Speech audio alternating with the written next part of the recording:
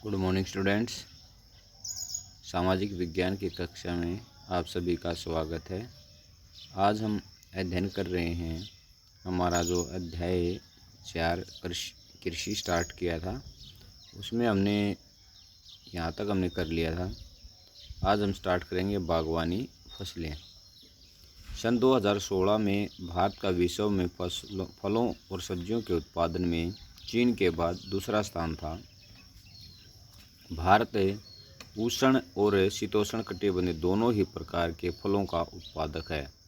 भारतीय फलों, जिनमें महाराष्ट्र, आंध्र प्रदेश, तेलंगाना, उत्तर प्रदेश और पश्चिम बंगाल के आम, नागपुर और चेरापूंजी के संतरे, केरल, मिजोरम, महाराष्ट्र और तमिलनाडु के केले, उत्तर प्रदेश और बिहार की लीची, मेघालय के अनानास, आंध्र प्रदेश, तेलंगाना और महाराष्ट्र के अंगूर तथा हिमाचल प्रदेश और जम्मू कश्मीर के सेब, नाशपाती, खुबानी और अखरोट विश्व भर में बहुत मांग है।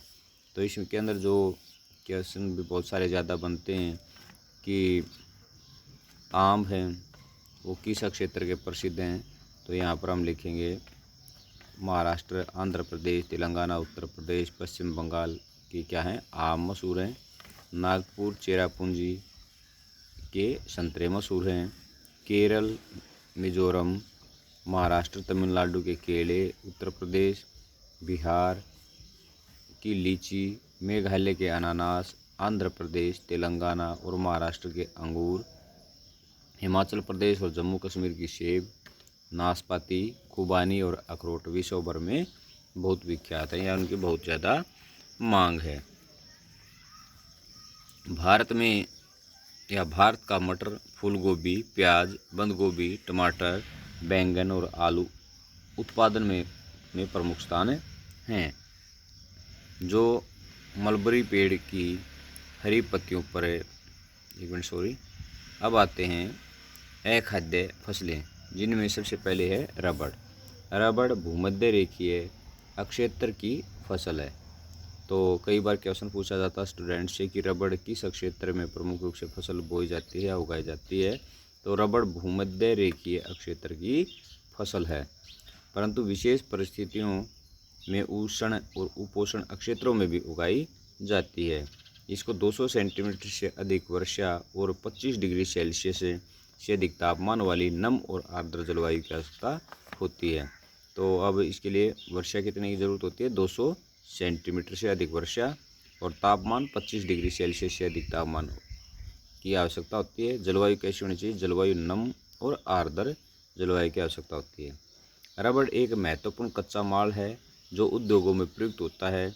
इसे प्रमुख रूप से केरल, तमिलनाडु, कर्नाटक, अंडमान निकोबार द्वीप समूह और मेघालय में गारो पहाड़ियों में उगाया जाता है। तो इसके उत्पादक क्षेत्र हैं या इसका वितरण क्या है, सबसे ज़्यादा केरल, तमिलनाडु, फिर कर्नाटक, अंडमान निकोबार द्वीप समूह और मेघालय में गारो पहाड़ियों में उगाया जाता है। अब इसके बाद आता है रेशेदार फसलें।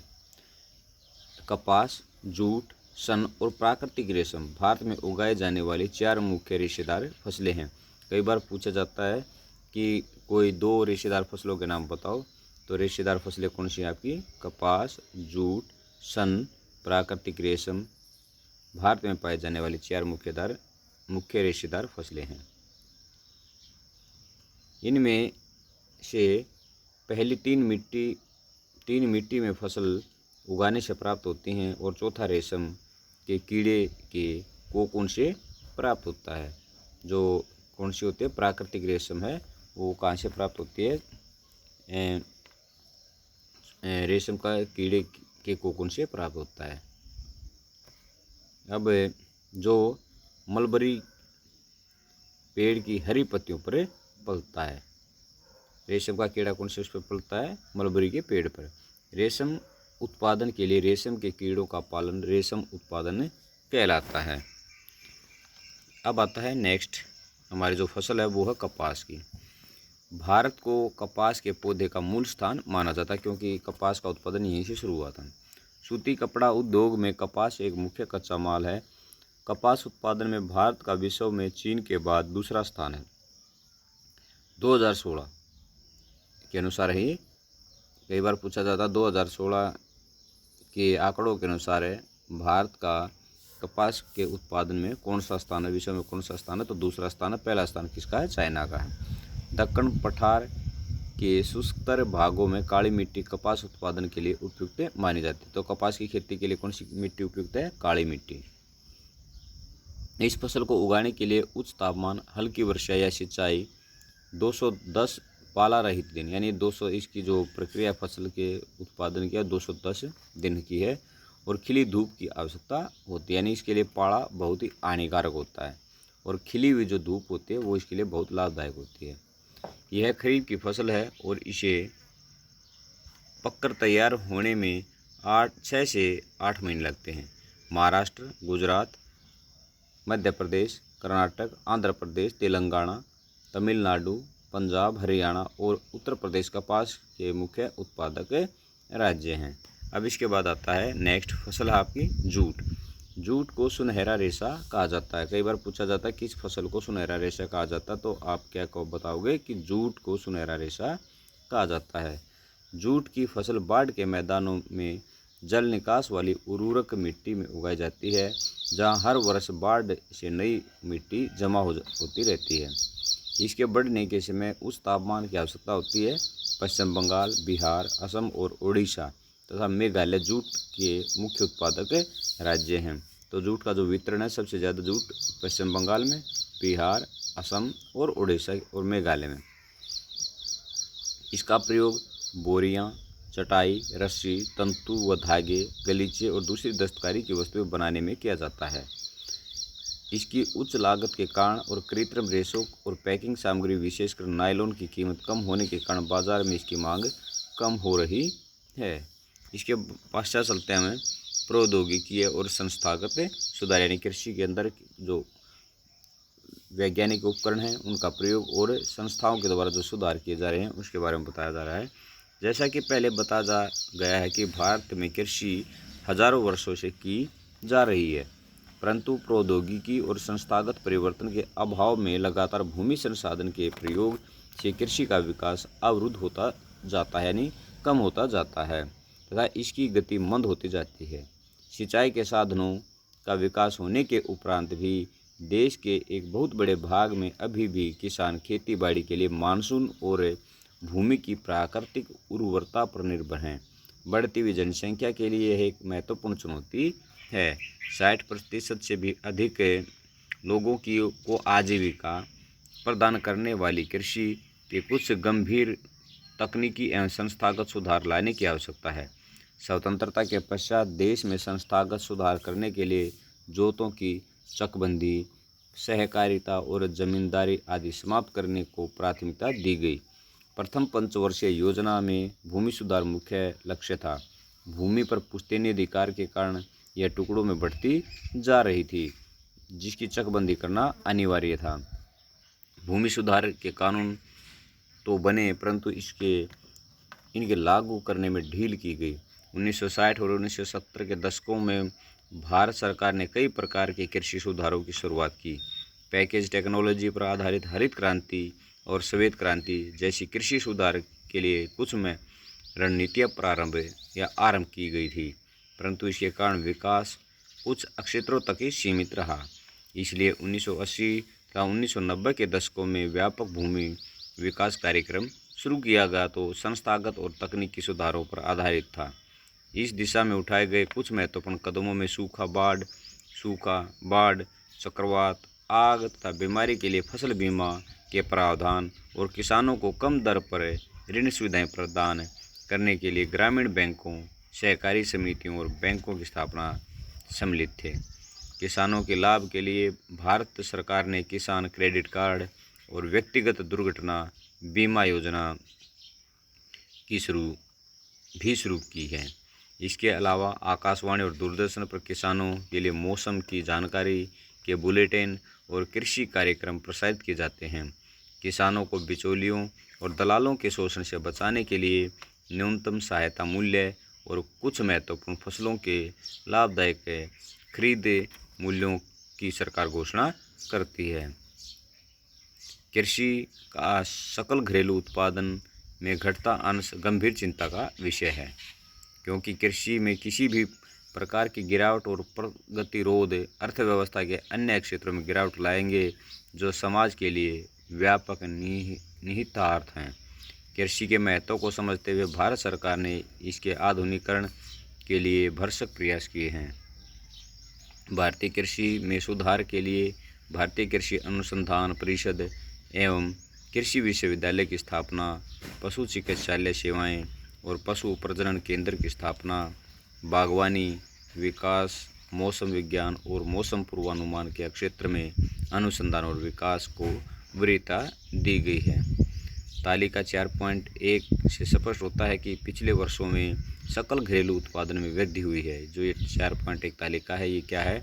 2013-14 के अंदर कृषि में 4.2 बढ़ोतरी, 14-15 में -0.2 और 2015-16 में 1.1। तो ये अलग अलग इसके आंकड़े दिए गए हैं। जो सर्वे है ये 2016 के आंकड़ों के अनुसार हैं। परंतु देश में पर्याप्त मात्रा में रोजगार के अवसर उपलब्ध नहीं हो रहे हैं। कृषि में विकास दर कम हो रही है, जो कि एक चिंताजनक स्थिति है। वर्तमान में भारतीय किसान को अंतर्राष्ट्रीय प्रतिस्पर्धा से एक बड़ी चुनौती का सामना करना पड़ रहा है। कृषि सेक्टर में विशेष रूप से करना पड़ रहा है। रासायनिक उर्वरकों पर सहायकी कम करने से उत्पादन लागत बढ़ रही है। इसके अतिरिक्त कृषि उत्पादों पर आयात कर घटाने से भी देश में कृषि पर हानिकारक प्रभाव पड़ा है। किसान कृषि में पूंजी निवेश कम कर रहे हैं, जिसके कारण कृषि में रोजगार घट रहे हैं। अब आता है आपका लास्ट इसके अंदर टॉपिक है वैश्वीकरण का कृषि पर प्रभाव, यानी जो विश्व स्तर पर जो कृषि है उसके ऊपर इसका क्या प्रभाव पड़ा है। यानी जो कृषि का उत्पाद है उनका विश्व स्तर पर जो आयात निर्यात किया जाता है उसका क्या प्रभाव इसके ऊपर पड़ा है। वैश्वीकरण कोई नई घटना नहीं है। उपनिवेश काल में भी यही स्थिति मौजूद थी। 19वीं शताब्दी में जब यूरोपीय व्यापारी भारत आए तो उस समय भी भारतीय मसाले विश्व के विभिन्न देशों में निर्यात किए जाते थे और दक्षिणी भारत में किसानों को इन फसलों को उगाने के लिए प्रोत्साहित किया जाता था। आज भी गरम मसाले भारत से निर्यात किए जाने वाली मुख्य वस्तुओं में शामिल हैं। ब्रिटिश काल में अंग्रेजी व्यापारी भारत के कपास क्षेत्र की ओर आकर्षित हुए और भारतीय कपास को ब्रिटेन में सूती वस्त्र उद्योग के लिए कच्चे माल के रूप में निर्यात किया गया। मैनचेस्टर और लिवरपूल में सूती वस्त्र उद्योग भारत में पैदा होने वाली उत्तम किस्म की कपास की उपलब्धता पर फली फूली। आपने 1917 में बिहार में हुए चंपारण के बारे में पढ़ा होगा। इसकी शुरुआत इसलिए हुई कि इस क्षेत्र के किसानों पर नील की खेती करने के लिए दबाव डाला गया था। नील ब्रिटेन के सूती वस्त्र उद्योग के लिए कच्चा माल है।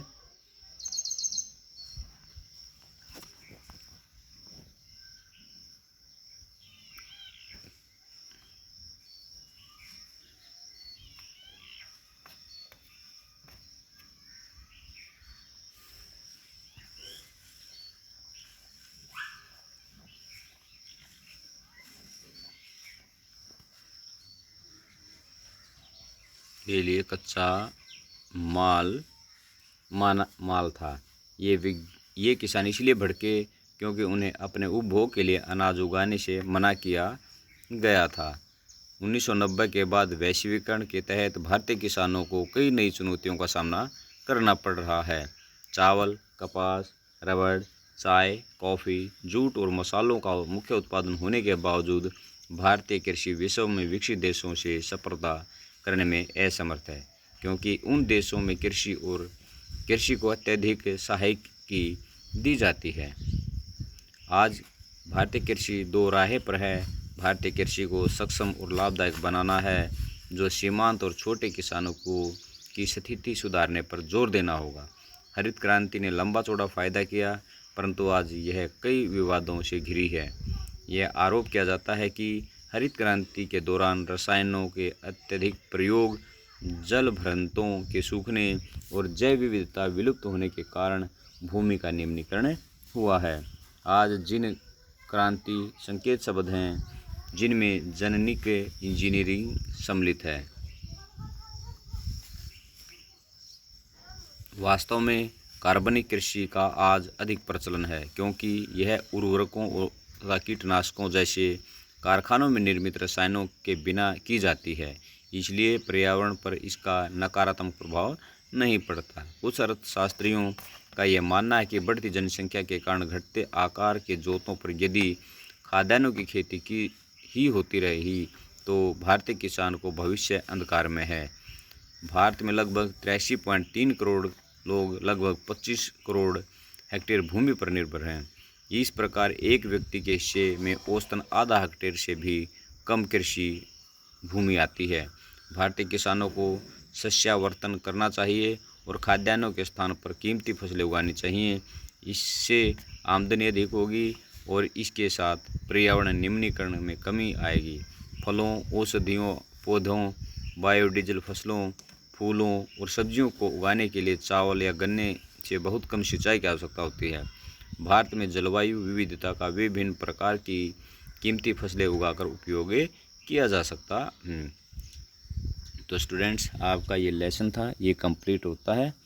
बाकी नेक्स्ट जो लेसन है हम कल जो अपनी जो वीडियो होगी उसके अंदर इसको करेंगे। धन्यवाद। आपका दिन मंगलमय हो।